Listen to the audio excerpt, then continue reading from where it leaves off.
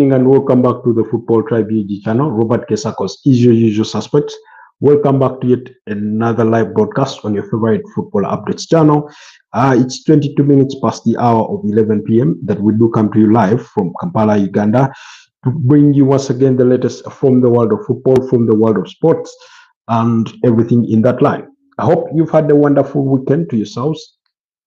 It's been a bit of a lengthy weekend, if I'm being honest. Uh, Usually, when there's no club football, there's a way the international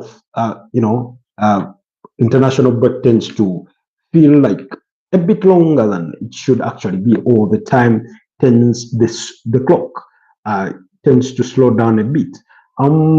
But anyways, it's good that we are back. We are coming closer and closer to the end of the international break. Uganda Cranes are in action tomorrow against Somalia, among very many other fixtures. In as far as the 2026 FIFA World Cup qualifiers are concerned. Like I told you, the World Cup that we are gearing up for is a special one. It's going to have a total of 80. Sorry, apologies.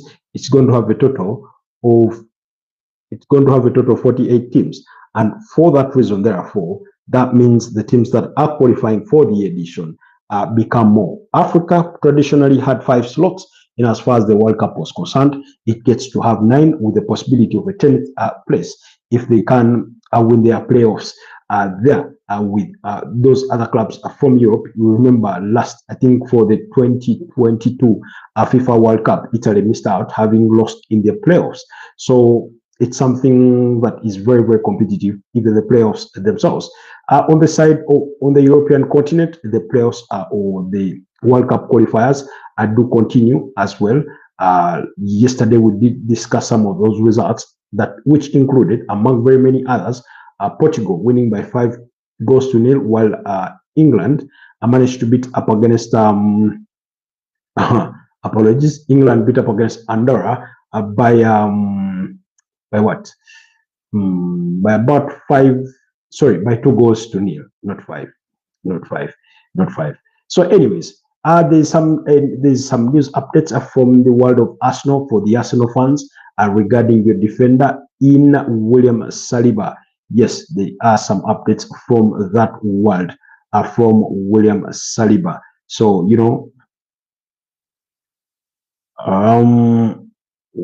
okay. Anyways, guys, I've just been looking up at something. We did earlier on, this evening we did put out a video with the legendary sports analyst, commentator, football writer, KCCA and Liverpool, fan. He's a football addict. That's the Aldrin Nsubuga Senior. I mean, I've been listening, reading articles from this guy, listening to him on radio, watching him on TV, literally for forever. And today I got the chance, the absolute honor, the opportunity to sit down with him and have a conversation. He was in the midst of playing a chess tournament, which is a chess league over here in Kampala. While we did not get into the depth of the chess, a game that is very little known to me in regards to the play of it, but we did engage on all matters football. Our interview wasn't so long; it's only about 48 minutes. Sorry, about 46 minutes or thereabouts, and we talk about Ugandan football. We talk about the FIFA World Cup qualifiers, Uganda's performance against Mozambique. We talk about the new Uganda Premier League format. We look at it because he's a man that wears many hats. One, he's a fan. 2, he's a broadcaster, or people who get to sit behind TV screens and talk about this beautiful game. And beyond that, he also works for an entity that then sponsors the Premier League. They have the league naming rights. They have the broadcast rights of the league, and so he also spoke a little bit wearing that hat, or from a perspective of the sponsor side. His position should not be taken as the official position of the Uganda Premier League partner. yes, he was just giving his view, his opinion, trying to, drive some points home in regards to the new proposed format of the Uganda Premier League. One that many fans have come to criticize or to critique. One, we are wondering what's the rush? Why is there seemingly an urgency to get this through the doors, and things like that. And there's something like FUFA are not telling us, a stakeholder engagement that has not been done to its sufficiency. I mean, just because you call people for a meeting and told them about an idea that you have without telling them what the particulars of the idea are, that shouldn't pass for consultation. That shouldn't pass for openness. For example, if I sit here and I tell you that something new is coming, you're going to like it, it's going to be big, and and I'm sort of vague like that, and then tomorrow I come back and I say, yeah, we have changed our name, you must appreciate it, you must now call us this. Now, whereas the name is on the surface. Okay, actually, just imagine if I tell you something big is coming, and many of you, over 1,540 people, have subscribed to this channel. So much, good appreciation for my side. And then tomorrow I say, yeah, it's going to be a sports channel, but we are going to be doing celebrity news and become a TMZ of some sort, while also maintaining the sports side of things. I mean, many of you may be up in arms. Some of you may consider unsubscribing to the channel and things like that. So basically, that's part of what I can briefly explain in regards to the reaction that there has been in regards to Ugandan football with the Federation of Uganda Football Associations in trying to initiate a new league format. And for me, the other pain point in all this is that the Uganda Premier League Secretariat has been silent, and we do not see their contribution in all this. But anyways, all that notwithstanding, please go to the channel and go over to the video section and watch all those videos. In recent couple of days, we put out some videos. We did discuss what the best transfer window out of the Big Six. We did rank the best 12 Premier League signings of the summer. Still waiting for your engagement on that one. In fact, there's been a couple of some bit of engagement on that regard, but that I need to check out. But and things like that. Nonetheless, or that notwithstanding, I must say. So then there's something to do with then of course the video that I've just told you that we did release today in regards to the that interview with Andre Onana. My hope is that we'll be linking up with him during the course of the week to bring you more, and with that time we'll be speaking predominantly about the Premier League. We'll get to speak about his favorite team, which is Liverpool. We'll get to discuss the whole league as a whole, the Premier League, where he sees Manchester United, the Arsenal's, Chelsea, and how everything fits into the jigsaw. And he will be giving us his side of things. Hopefully we can get that interview done during the course of the week. Anyways, let's go to the gist of today's conversation. Allow me kickstart it at Arsenal, where William Saliba is apparently ruled out for a period of 3 to 4 weeks, and that's according to L'Equipe in France. The reports we are getting is that his ankle injury is ruling him out for a period of 3 weeks to 4 weeks, almost a month, roughly thereabouts. Now, I was speaking about this, and I did sort of try to summarize the games that he's bound to miss.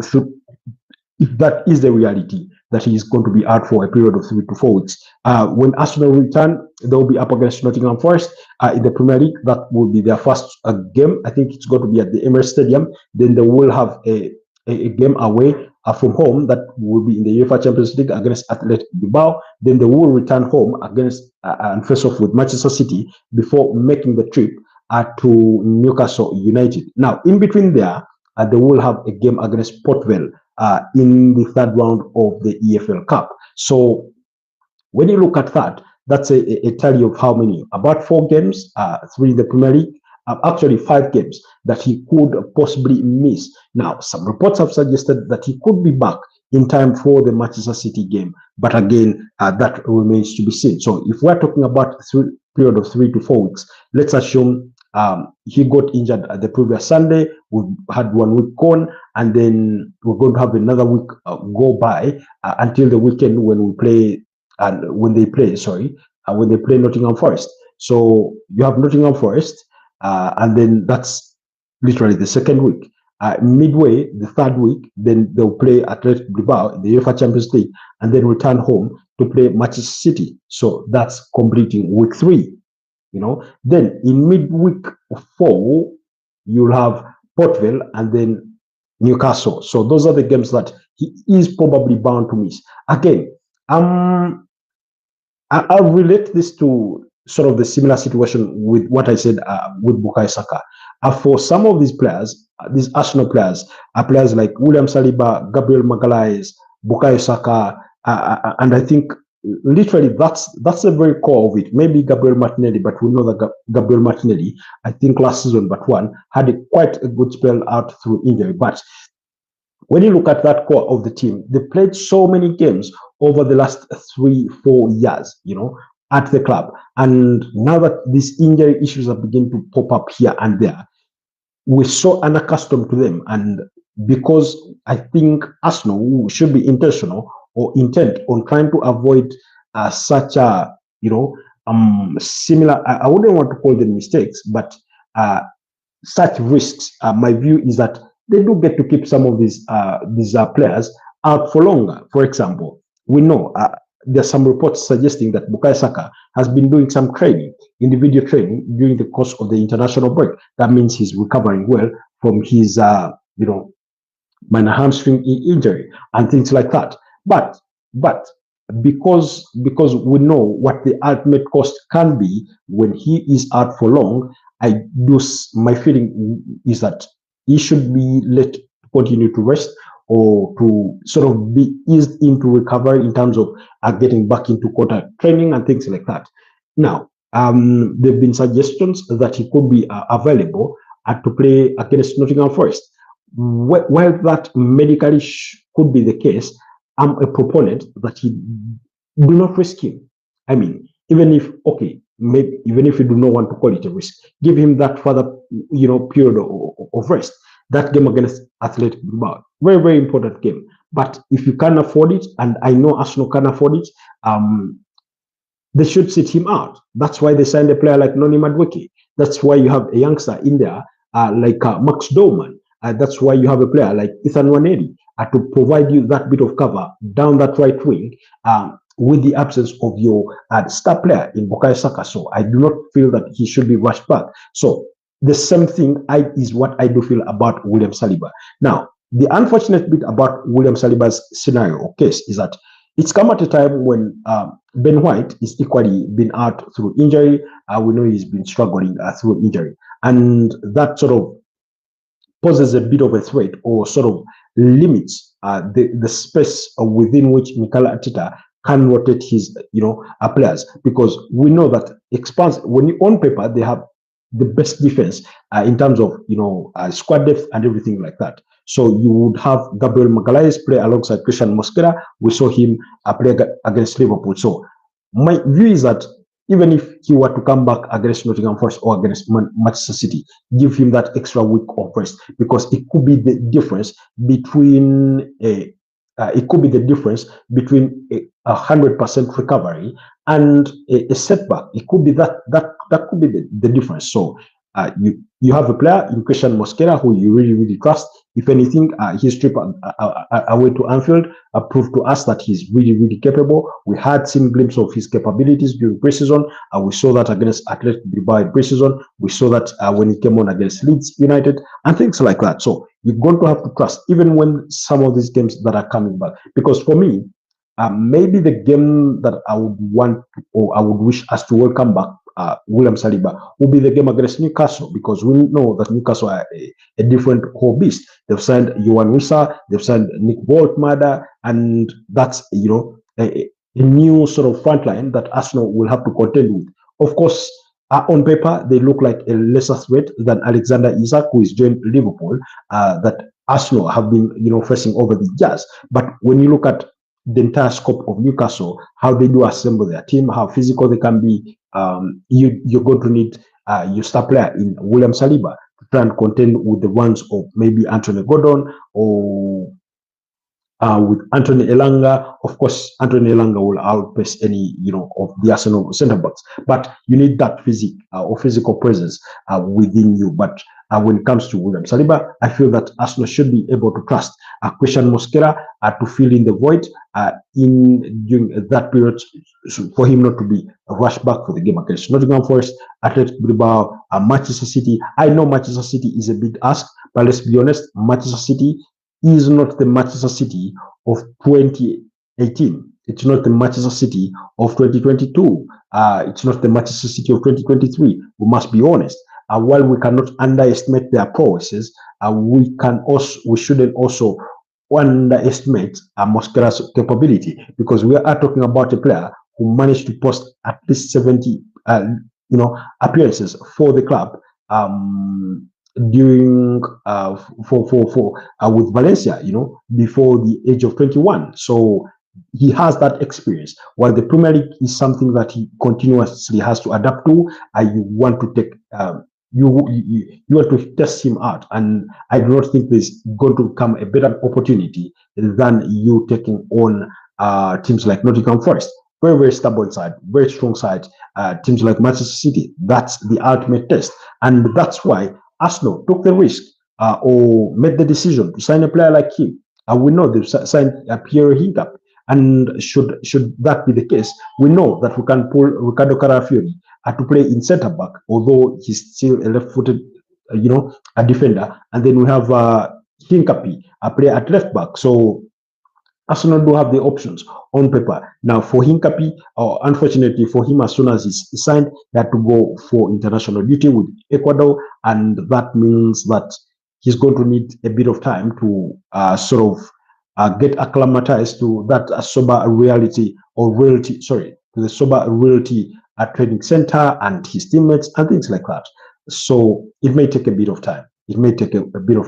But at least given a player of his experience, having played at Bayer Leverkusen, he's played in the UEFA Champions League, he's played in the German Bundesliga for quite some time. That's a league that we cannot undermine. That means he is capable of coming into that Arsenal side and filling the void if that should be the necessity. And then again, you do have Jurgen Timber at right back. Now again, if you want to tinker things around, you could choose to, if Ben White is back, he could play for you right back, and then you have Jurgen Timber slot in at that right-sided side of the centre back pairing. So Arsenal do have those options, but I'm making my submission under the perceived assumption that Ben White is still out through injury, and we know he did not make that England squad, even though he would really, really love to get back to that squad. But anyways, that's the update from the Arsenal side. The expectation is that William Saliba will be out for a period of about 3 to 4 weeks, and it's one that you hope that remains at that. Somebody was commenting and saying on X, on a post on X, or my reaction on the same injury, saying that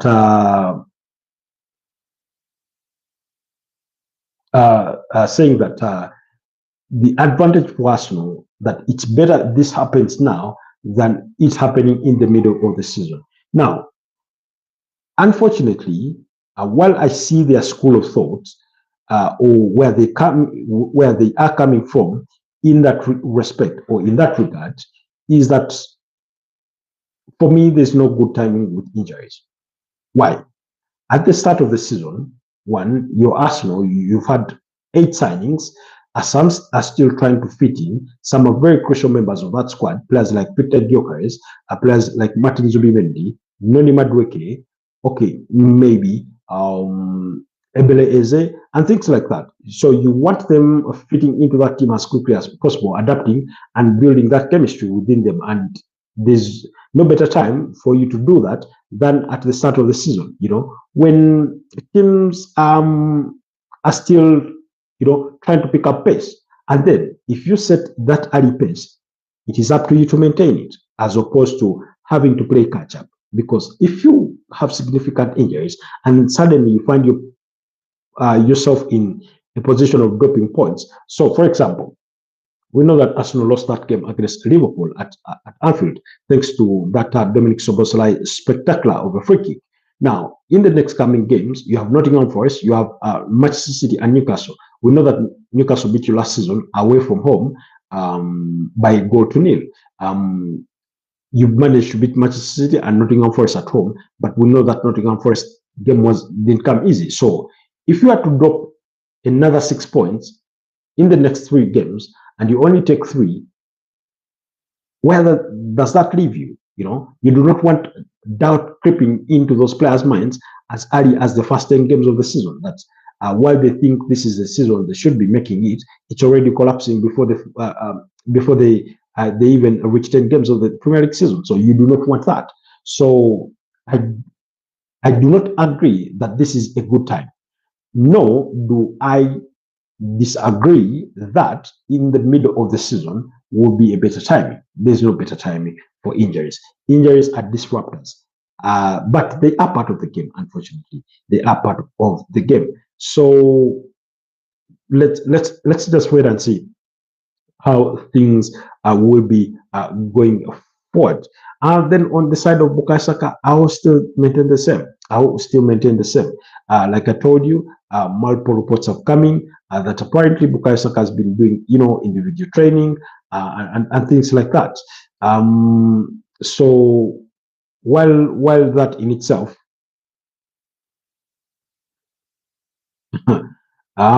meanwhile, apparently, okay, not apparently, I need to check this out. There's a game that I did miss out on that I should have been following. Like for me, I just do not want them. I just do not want them coming, regardless of the timing of those injuries, whichever way you want to slice it. But yeah, you do not want that happening. Okay. Oh wow, that's impressive. Mikel Merino did score a hat-trick against Turkiye today as Spain beat up against Turkey by 6 goals to nil in their FIFA World Cup qualifiers. Now, I mean, does football get any better than that? We are talking about a midfielder, a turned turned striker, literally. I mean, this guy has an eye for goal. This guy has an eye for goal. And that's what people have been saying, that if Mikel Arteta did manage to milk the goals out of Mikel Merino, what is it to say that he cannot milk them out of Victor Gyökeres? Hi Safa Ali, how have you been, my brother? It's been ages. For a moment I thought you had ditched us, but I hope you're doing okay. How is Turkey? Or Turkiye? Apologies. Here in Africa, we constantly pronounce it as Turkey, although you guys prefer to call it Turkiye. Have you been okay? Is everything all right with you? How are the studies? How is work and everything around you? I hope and pray that you're okay. I wanted you to give us an update. What's happening following the sacking of Mario Felix Mourinho? What's happening with Fenerbahce? Who is the new manager that is coming in? We know Besiktas kicked out, they kicked out Ole Gunnar Solskjaer. What's not happening, within the Italian league? We're going to be speaking about Andre Onana possibly joining Trabzonspor there in the Turkish league. You say school starts tomorrow, and today is the last day of the holiday. I am now in senior. I'm now in senior in high school. Wow! Congratulations, mate. I wish you the very best on that next level of school. I do remember my own episodes back in high school, and every new level was a challenge. It was a bit of a scare, if I'm being honest. I always wondered whether I'll be able to cut it at the next level, because as you know, the competition or the difficulty of whatever it is that you're trying to study gets a bit harder, So you say actually everything is complicated in the Turkish league, so I do not know how to get through it. Okay, let's start with Fenerbahce. What's happening? Jose Mourinho is being sacked, of course, for having missed out on the UEFA Champions League, losing to Benfica by goal to nil, I think, on aggregate score. What's next for Fenerbahce? Do we have a new manager? Is there a shortlist of names that they are looking at? What's happening? Because we know at least at Bayer Leverkusen, apparently they did reach out to Oliver Glasner, turned them down, and they tried to reach out to Xavi. This is according to rumors. I do not want you to take it for gospel truth. That apparently they reached out to Xavi Hernandez, formerly at at Barcelona, and he turned them down. And we are still waiting for an appointment from that side. And then Besiktas, what's happening with those? Kindly enlighten us as our liaison on the ground in Turkey there. You say Jose Mourinho's game is in the Turkish league was terrible. I was hopeful for Europe, but Jose Mourinho couldn't win even once against Galatasaray and Besiktas. And by the way, when Jose Mourinho got sacked at Fenerbahce, it brought back memories of you telling us that that sooner or later Jose Mourinho was going to be sacked.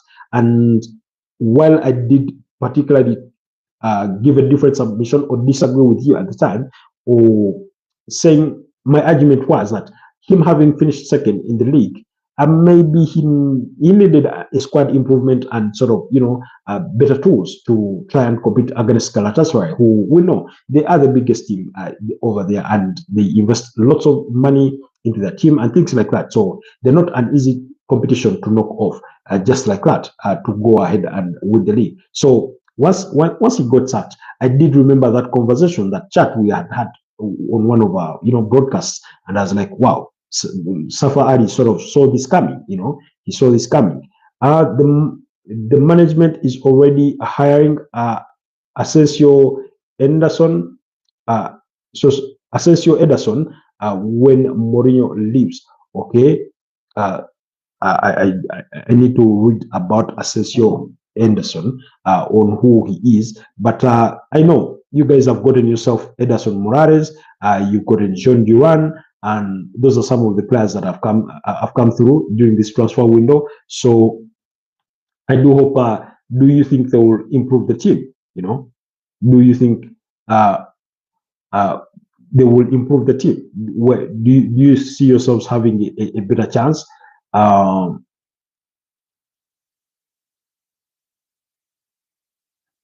you see yourselves having a better chance when it comes to now competing for the league title with Mourinho gone, or what's going to happen? Is there hope? And things like that. So I did reflect pretty much on that conversation. Anyways, as we wait for your further input to today's conversation, it is believed that Andre Onana is already, has given his green light to join Trabzonspor. In fact, the reason why Osimhen, Sane, Asensio, and Ederson chose the Turkish league is that the clubs pay very high salaries. Okay. Yeah. By the way, today I was watching I think a podcast. I think it was done by Tifo Football, talking about the Turkish league, and how TV revenues have sort of slumped a bit, from about 500 million euros to about 370 million euros, and then how wages, players' wages, are an open secret, and things like that. So I remember they highlighted players like Edin Dzeko was earning about 4.2 million euros, 4.2 million euros per season, and that was just net pay. So that was after taxes and things like that. So Leroy Sané joining Galatasaray, Victor Osimhen joining Galatasaray. Are you saying, and then Marco Asensio joining Fenerbahce and Ederson Morales? You say it's because of the very, very hefty salaries that are being paid out there. Then you say, I know Onana, Trabzonspor is currently looking for a goalkeeper. Onana, this season is a Fenerbahce squad needs to win the European League. Let's wait and see if you guys will be able to make it. But at least you've added some good additions to that effect. And if you do get the right manager, then I have no trouble believing that maybe you could scoop up a piece of silverware during the course of the season, or by the end of the season. So that's the expectation. So according to Ben Jacobs, or according to Fabrizio Romano, he does say Andre Onana has now signed his Zaspo contract, as called by Fabrizio Romano. As revealed earlier, Onana gave his green light to the move. A formalization from all sides expected within 24 hours. Exclusive detail: Onana will earn more than at United due to the sign-on and bonuses offered to Trabzonspor. You say, then you say, by the way, my friend, I have to go. It's late here, so see you later. Good night. Thank you. That's Safa Ali. Thank you so much for sparing a couple of minutes to be with us. I know it's 7 minutes to midnight that side, so I do understand. Given that school is starting for you tomorrow, so I understand why you've had to leave. But thank you so much for your submissions, for your input in today's conversation and debate. Then.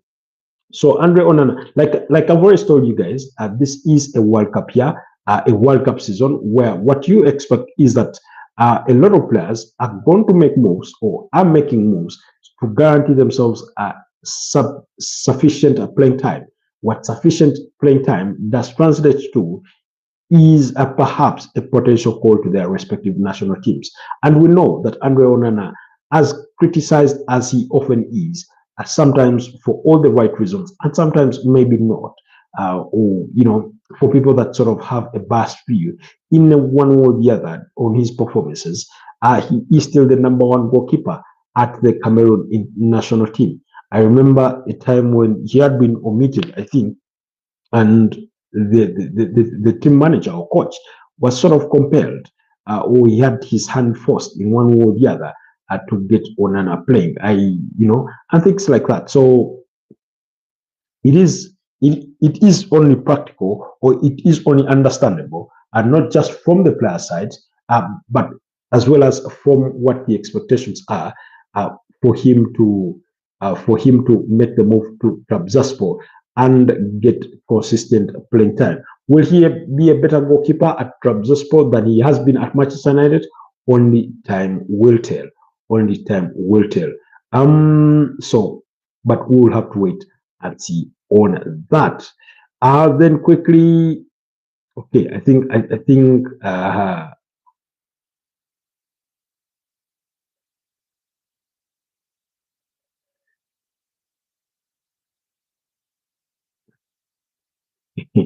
anyways, let me see. Like I briefly mentioned, the World Cup qualifiers have been ongoing, and today Germany beat up against Northern Ireland by 3-1. Remember, they were at the losing end of Slovenia. Is it Slovenia or Slovakia?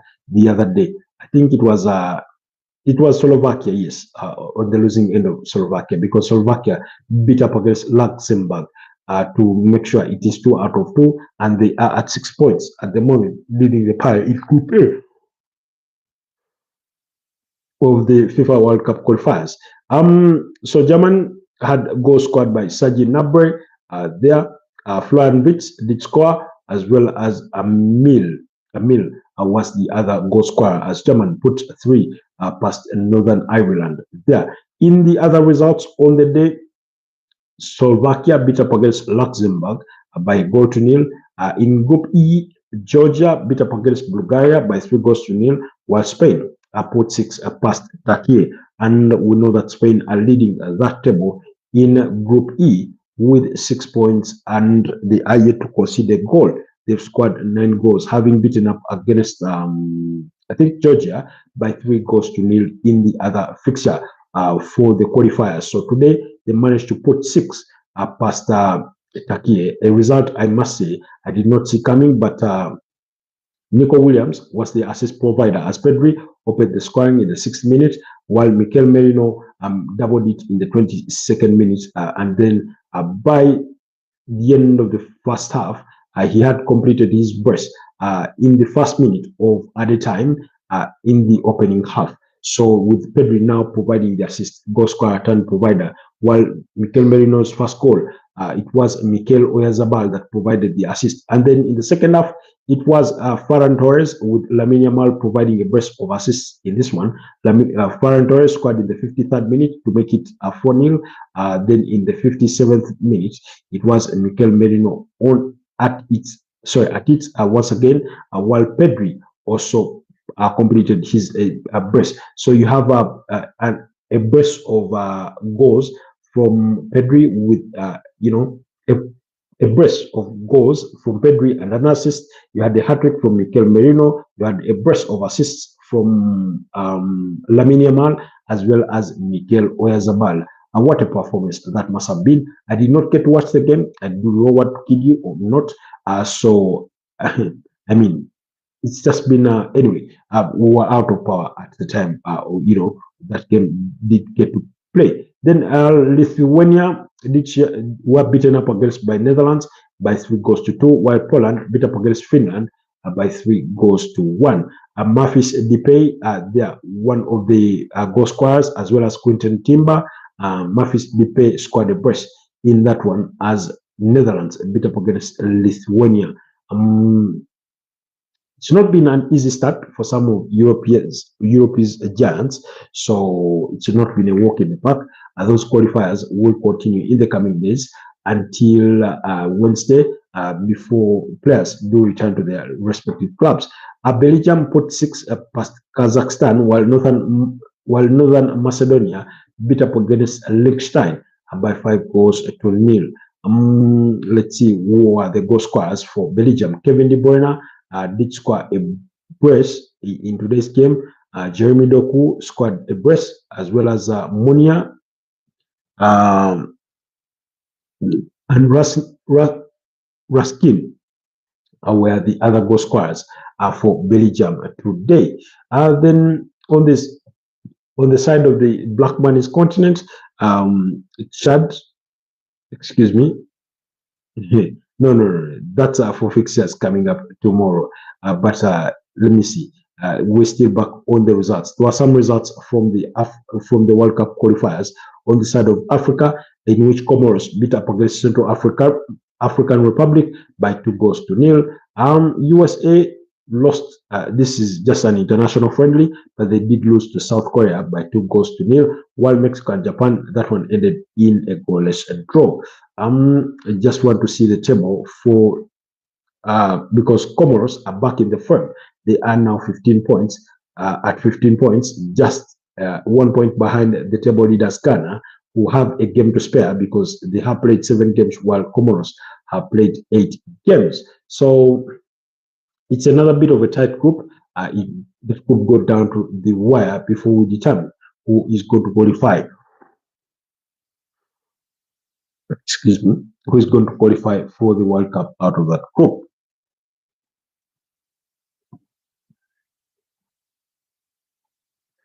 Then, excuse me. Yeah, interesting stuff.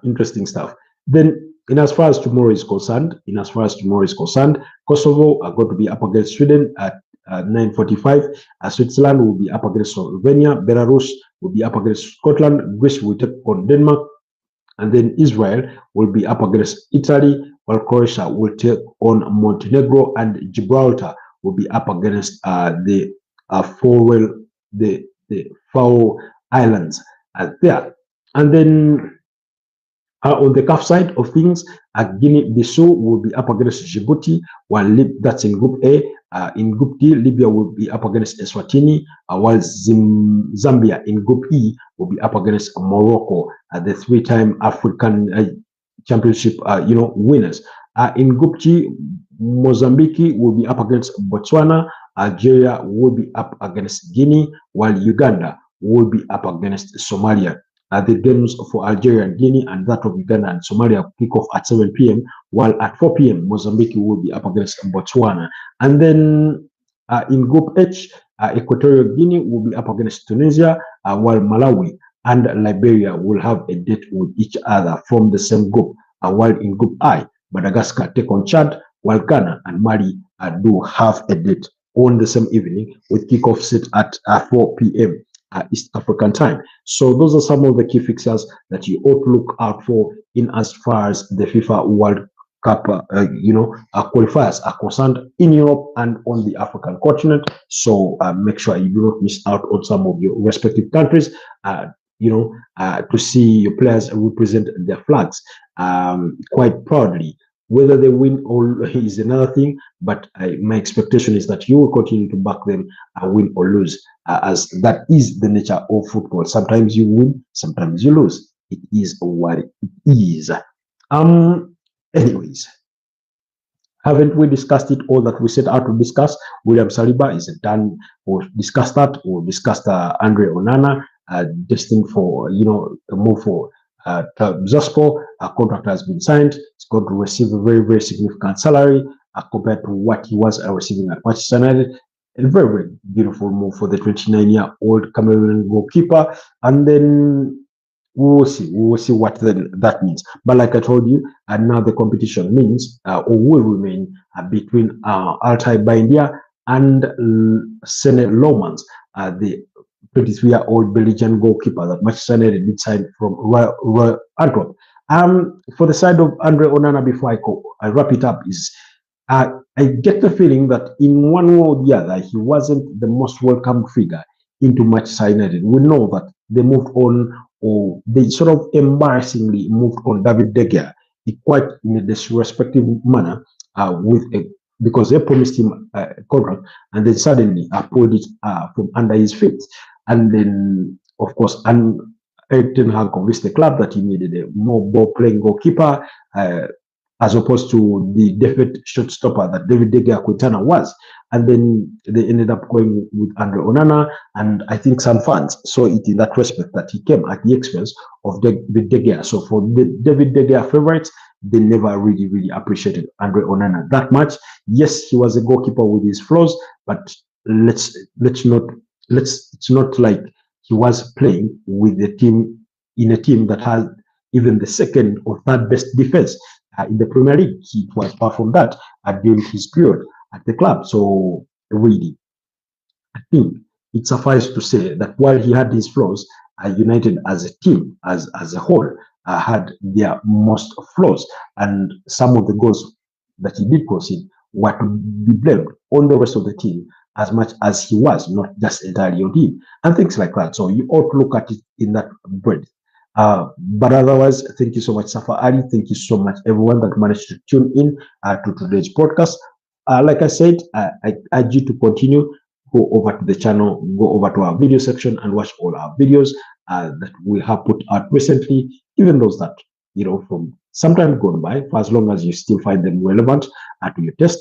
And then you can also go under the live section and watch the rest of our videos. So on that note, therefore, for those of you that do watch our videos, those that do watch our broadcasts much later after they've concluded or been wrapped up, I will not take your time for granted. We do appreciate you a great, great deal. So otherwise, with that said, but also more importantly, I wish to welcome to the community our latest, members that have recently subscribed to the channel. Thank you so much for joining the winning team. I do hope that you continue to enjoy your stay with us, that you become regulars and not just visitors on the channel, that you do only appear once in a while. So let's wait and see. Otherwise, have yourselves a blessed night, and I'll see you guys next time. Tomorrow morning, Monday morning, it's going to be a date, and Monday morning we will be discussing a very interesting topic. Arsenal will be involved in the conversation, and let's just wait for it tomorrow morning. Have a blessed night and a blessed new week ahead. Bye bye for now.